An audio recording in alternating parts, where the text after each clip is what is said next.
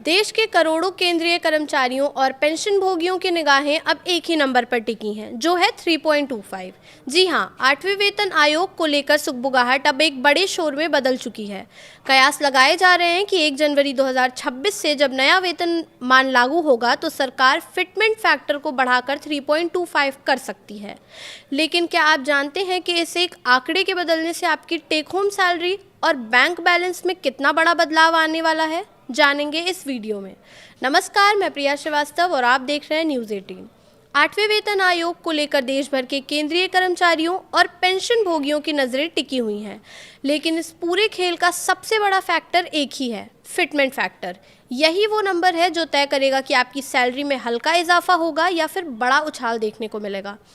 सरकार की तरफ से अभी अंतिम फैसला नहीं आया है, लेकिन चर्चा इस बात पर तेज है कि फिटमेंट फैक्टर 2.5 से बढ़कर 3.25 तक जा सकता है। अगर ऐसा होता है तो नए वेतन ढांचे में कर्मचारियों की जेब पर सीधा असर दिखेगा।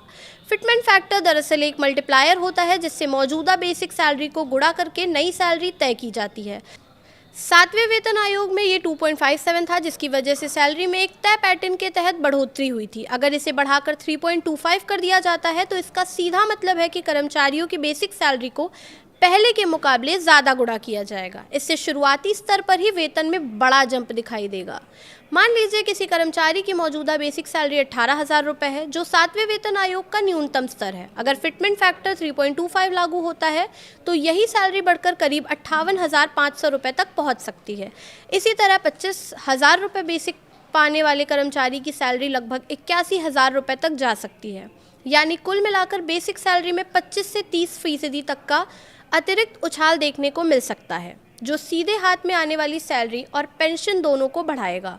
फिटमेंट फैक्टर का असर सिर्फ बेसिक सैलरी तक सीमित नहीं रहता है, इससे पेंशन, महंगाई भत्ता और अन्य भत्तों की गणना भी बदल जाती है।